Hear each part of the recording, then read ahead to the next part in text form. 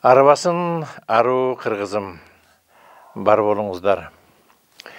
Бүгүнкү чындык эртеңки жомок, эми байыркы жомок бүгүнкү чындык. Негизи эле кыргыздар жөнүндө кеп болуп кеткенде башка улуттар менен сүйлөшүп келсең, башка маалыматтарды карап отурсаң, кыргызга таң калганы да бар, кыргызды түшүнбөгөнү да бар. Кыргызга ишенбегени да бар.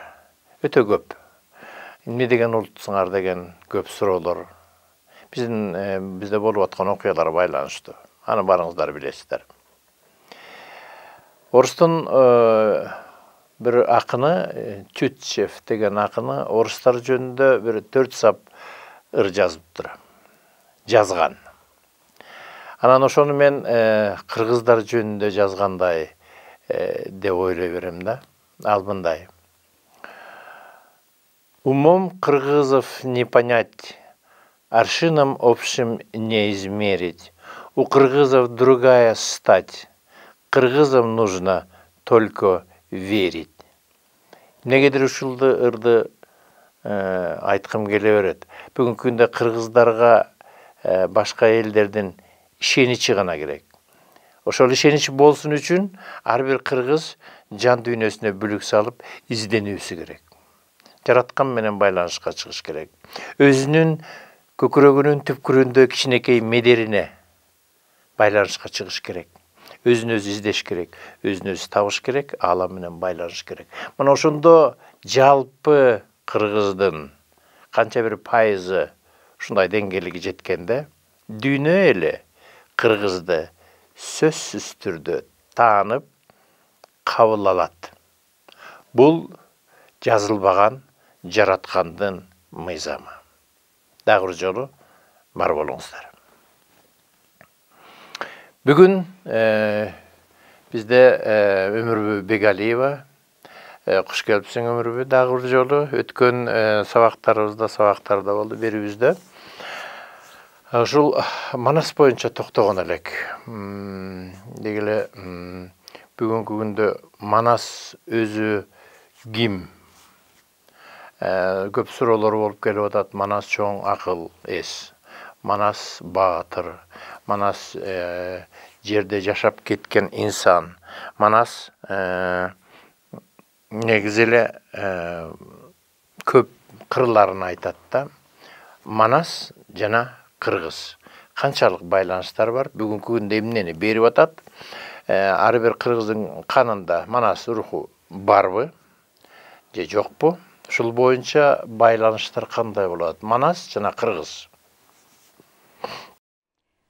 Жердеги кыргыз бул дүйнөдөгү адамзаттын бактылуу жана беделдүү уругу. Жемиштүү кыргыз жер жүзүндөгү жагымдуулуктун сыпаты. Керемет кыргыз келечектин жол баштоочусу. Кемеңгер кыргыз керемет дүйнөнү жараттуучу барктуу калк. Кадырман кыргыз каардуу дүйнөнүн азап тозогун артка таштап, ардактуу жолду баштоого мүмкүнчүлүк алган эл. Келечек жолдун башаты. Кемеңгер адамзаттын тазасы. Баатыр эр жүрөк адам тагдырынын жаратманы. Жардамчы болгон Кудайдын бир колу. Улуу жолду баштоочулардын катарлашы. Каармандыкты жараттуучу адамзаттын арка бели. Мына ушул таасирлердин бардыгы Манас менен айкалышканда артында кыргыз калкы түбөлүккө жашай билет. Жагымдуу Кудай жолунда жардамды жараткандан алып, жартысын жерге бөлүп, жартысын асманга таратып, жаратылышты кошо коргоп, каармандыкты жаратып, өзүндө жок болсо да журтту алдыга сүрөөгө даңкан салган элдин бири.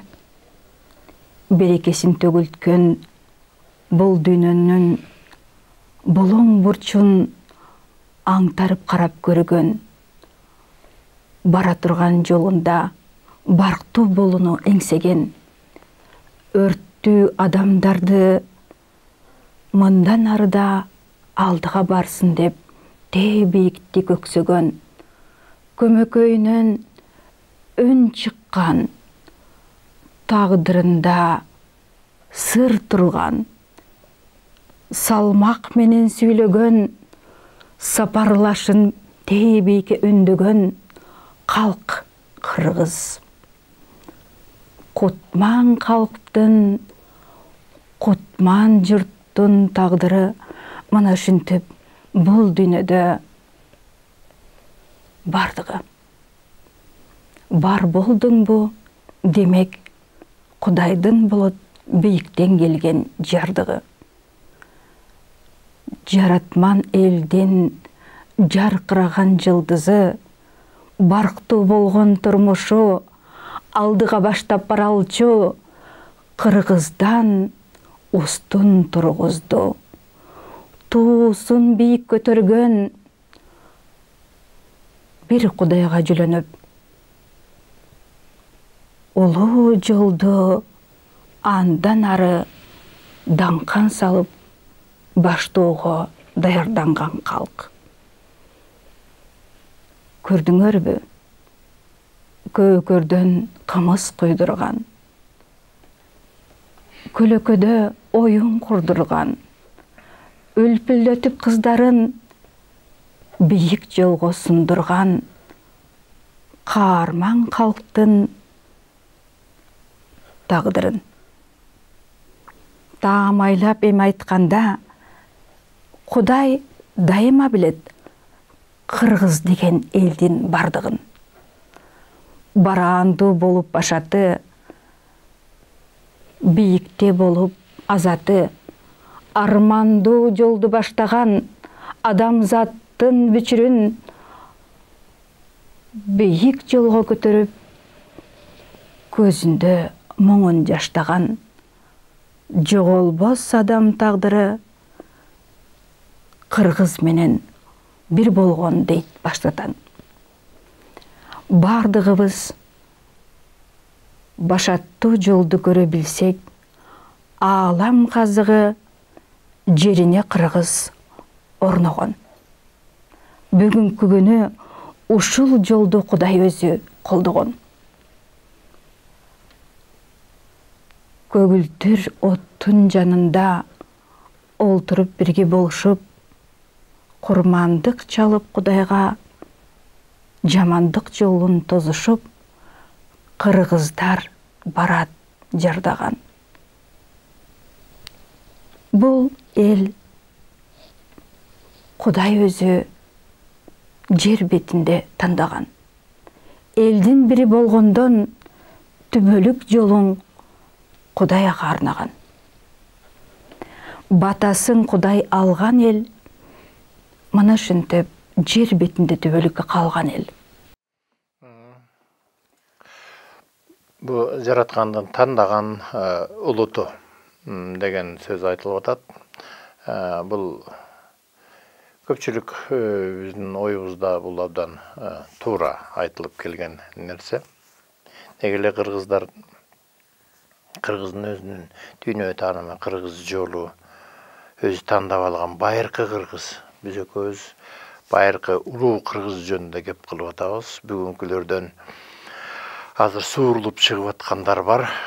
Бу канча 70 жылдан бери башка улуттарга баарын эле бирдей кылып башка улуттар менен кыргызды дагы оолоп учкан бүркүттүн канатын кыркып тооканага киргизип койгондой да. Совет өкмөтү ошентип жем берип атты. Тооканада кимдер гана болбоду?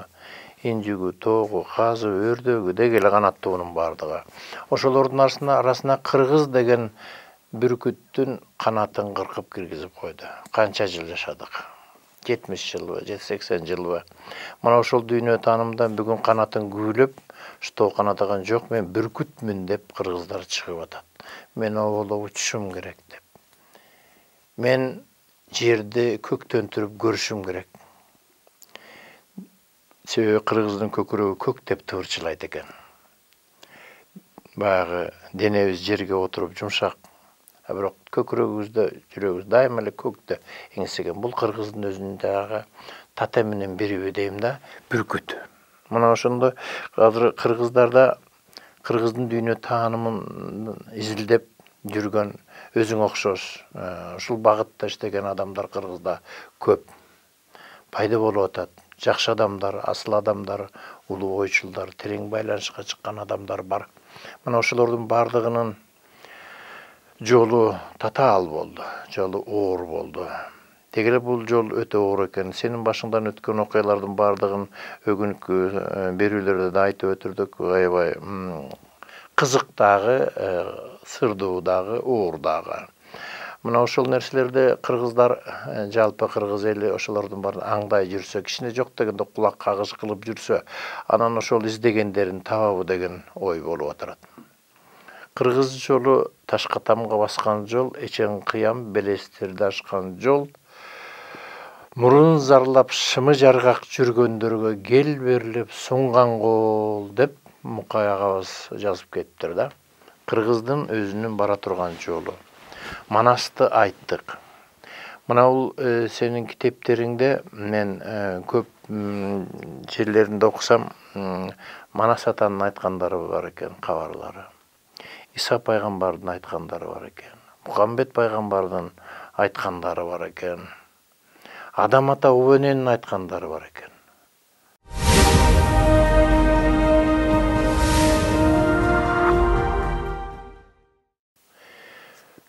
Чексиz ааламдын ченсиз күчү Манас. Жогоруда айткандай Манас акыл эс, Манас баатыр. Манас улуу дух, Манас улуу энергия, Манас улуу керемет, Манас улуу кудурет. Мына ушулардын бардыгы Манас атабыз жөнүндө кеп болгондо айтылат да. Мына ошол Манас атанын темасын улантсак. Манас ата кыргыз.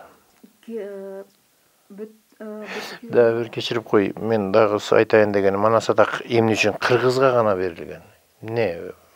Ушул канча дүйнөдө улут болсо, ошол бир гана кичинекей алакандай болгон кыргызга эле берип койгон. 5 миллионбу, 7 миллионбу канча кыргызыбыз, канча болбосун. Ошонун ичинде да таза кыргыз. Ошону берип койгон да ушул ыйык нерсеничи, Манасты. Бүтүн аалам, улуу Кудай дүйнөсү сапар алып жер бетиндеги адамзаттын тагдырын туура жолго багыттоодо. Кең ааламда улуу Манастын улуу дүйнөсү деген дүйнө пайда болгон. Бул дүйнөнүн жер бетине таралышы, адамзат тагдырында Манастын аты аталышы, кыргыз менен Манастын байланышы эмнеге барып такалат? Кыргыз эмне үчүн Манасты алган? Манастын улуу күчү эмне үчүн кыргызга келип орногон? Жер бетиндеги адамзат тагдырында канчалаган улуу элдер болгон? Алардын арасында кыргыз да болгон. Улуулук сапарында келип жүрүп олтуруп Манастын улуу энчисин кыргызга берген. Бул суроо келечектин, учурдун жана өткөн чактын суроосу. Келечек багытка келе турган болсок, Манас бактылуулуктун башаты, адамзаттын туусу, келечекке баштап барчу Кудайдын ыйык күчү. Кудайдын ыйык күчү келип кыргыздарга орногон. Орто жолдо калгандар албетте бул улуу Манас менен байланышуу мүмкүнчүлүгүн ала алышпаган. Кыргыздар арасында Манасты баатыр катары таанышат. Кыргыздар арасында Манас жөнүндө дастандар айтылат. Бирок Манастын өзү эмне экендигин кыргыз толугу менен билбейт. Манастын аты канчалык көп аталган сайын аны андан ары изилдөөгө далалат барго деген ойдобуз. Манас башаты бийик болгон. Төгүлүп турган, буура кандап коюлган аалам сыры. Манас аркырап, күчкө толуп, жердин бетин эки канаты менен калкалоого далалат жасаган улуу жараткандын дүйнөсү. Жабыркаган адамдарга жол баштоого, алар менен бирге болууга, өзүнүн мөлдө кубаттуулугун таркатууга жасаган далалаты менен калк ичинде өз күчүн орнотууга жеткен улуу күч. Урмат менен караган адамзаттын балдары Манасты өздөрүнө да ыра көрүшөт. Манас кыргыз эли менен бирге болгондугу бул улуу окуя. Башка улуттар дагы Манасты өз байлыгы катары карагандыгын таанууга болбос. Анткени дүйнө жүзүндө адамдардын көкүлөгүнө уялаган сырдуу күч. Бардыгы Манас менен бирге болууга умтулушат. Бирок анын түпкүлүгүн негизинен сезе билишпейт. Бирок алардын бардыгынын жүрөгүндө уялаган бул күчтү эч кимиси тана албайт. Тагдыр алып келип олтуруп келечекте Манас күчүн бардык адамзаттын жүрөгүнө салат. Түбү чексиз дүйнө. Адамзат тагдыры.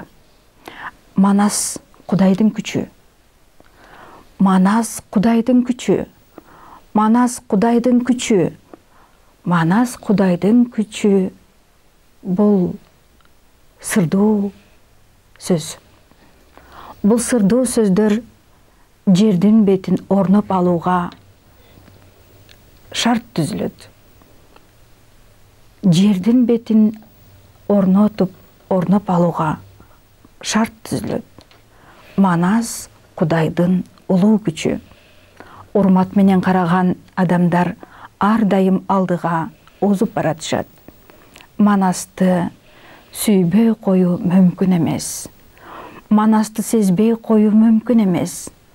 Манас бул күч. Жаркыраган дүйнөдө кантип адамдар өздөрүн туура жолго багыттоого мүмкүнчүлүк табышат. Улуу жараткандын сырлары, анын мыйзамдары, анын жерге берген эрежелери бирдиктүү адамзаттын бардыгын өз кучагына алды. Бүгүнкү күндө бул өз жолун тапты. Адамдар Кудайдын бар экендигин эч таанышпайт. Андан аркы жол Манастын күчү жер бетине орноого даярдык көрүлүүдө. Андыктан кыргыздын ар бири Манас атын атаганда сүйүнгөндүгүн жашырууга болбос. Акылы кем болсо дагы кыргыз адамзат тағдырында Манастың бардығына сүйінөт. Аға тақанчы қылат, аға сүйісін артат. Манас десе анын жүрегі опқол жыптырат. Ар бір қырғыз тағдырында Манасты өз жаны деп білет. Жандырмағын таба алуға мүмкіншіліктер бар. Жаныңдың бір бөлігіне Манастың күші келіп кіреуге тиіш. Жаныңдың бір бөлігіне Манастың күші келіп кіреуге тиіш. Сен ошонда Құдайды, анын улуу күчтөрүнүн эң күчтүүсү Манасты туя билесиң. Манас бул жалаң гана эпос Манас эмес. Манас бул жөн гана дастан эмес. Манас ар бир адамдын жанынын бөлүгү болуп калууга тийиш. Анын бул сырдуулугу бардык тараптан күчтөнүп турат. Бүгүнкү күндө планетаны каптоодо көкүрөгүңдө улуу сыр барбы? Демек, ал Манастын сага берген тоюму. Өлкөңдүн чар тарабы өзгөрүүгө аракет жасап жатабы? Сен өлкөнү башкарган башкаруучуларды жактырбадыңбы? Демек, ал Манастын күчү сага белги берүүдө. Бардык адамзатты туура жолго бурууга аракет жасоого далалатың көбөйүүдөбү? Сен аны туйдуңбу? Демек, Манастын сырдуулугу сенин жаныңдын бир бурчунан орун алууда. Оордукту сезбестен сен өзүңдү баатыр сездиңби? Ооба, сезип жатасың. Демек, Манас сага дем күч берүүдө. Акыл эсиң толук бийик даражаны албаса дагы, сен Манасты сезүүдөсүң. Бүгүнкү күндө кыргыздардын, кыргыз өлкөсүнүн тагдырында ушул туюм бар. Адамдар толук акыл эсти жеткиликтүү ала алышпады. Бирок алар Манастын түртүүсүн, Манастын демин сезишип, өздөрүн баатыр көрүшүүдө. Алар тартынбастан башын отко салууга даяр турушкандыгы бул Манастын деминин күчүнүн сенин жаныңдын арасынын ичинен орун алгандыгынын белгиси. Бул белгини сезгендер бар, сезбегендер бар. Бирок сен алдыга умтула бергениң, сен адамдар үчүн жаның күйүп жанганы, жалпы адамзаттын тагдырында өзүңдү маанилүү сезе баштаганың, демек Манастын кубаттуулугу кандайдыр бир деңгээлде сенин жаныңа келип киргендиги. Көлөкөлүү жерди издебестен көп учурда алдыга умтулууга аракет жасагандыгың, өзүңдүн өлкөңдүн тагдырын чечүүгө сенин дагы кошумча болууга аракет жасагандыгың, бул Манастын күчүнүн келип сенин демиңе, жан дүнүңө киргендигинин белгиси. Бул жол кайсы тагдырга алып барып такалтат? Ал өлкөнүн ичинде болуп жаткан окуяларды адамдардын туура багытка жол буруусуна, алардын өрөпкүгөн көңүлдөрүн тазалыкка бурууга, бирдиктүү дүйнөдө бул дүйнөнүн бактысын чогултууга жана кыргыз өлкөсүн сактап калууга жасалган аракеттердин негизгиси. Төрөлдүңбү, туулдуңбу, келдиңби? Демек, сен мына ушул тагдырга дуушар болосуң. Кош келипсиң ар бир кыргыз жер бетине. Көңүлүңдү чөгөрбө. Көңүлүңдү чөгөргөн кезде улуу жараткандын бар экендигин эсиңден чыгарба. Жараткан сага бул дүйнөнү тартууласа, демек сен бул жашоодо өзүңдүн ордуңду табууга тийишсиң. Калкалында кызматыңды туура өтөөгө өзүңдү багытта. Бардык учурларда жакшылыктар болорунан күмөн санаба. Кыргыз, Манас башаты бийикте болууга үндөш болуңуздар. Борбордук акыл эс, улуу акыл эс жараткандын дүйнөсүндө. Улуу акыл эс жараткандын дүйнөсүндө. Манас ага жардамдаш. Улуу акыл эс бул жараткандын өзү. Ага жардамдаш болууга сен дагы жардамдаш. Көңүлүңдүн чордонунда баатырдык болсо, демек сен туура багыттасың. Сен адамдарды ар качанда туура жолго үндөп гана тим болбостон, айлана чөйрөңдө, өз өлкөңдө болуп жаткан карама каршылыктарга жана бардык терс иштерге аралашкан адамдарды туура багытка бурууга жана тарбиялоого үндөгөнүң, демек сенин жүрөгүңдө Кудайдын күчү бар экендиги жана анын жардамдашы Манастын кубаттуулугу келип киргендиги деп бил. Бүткүл адамзат тагдырында мына ушул окуя болуп, бардык планета ушул күнгө дуушар болот. Ушундай окуяга, ушул сырларга дуушар болот. Аны эсиңден чыгарба. Манас бул дүйнөлүк табылга. Рахмат. Негизи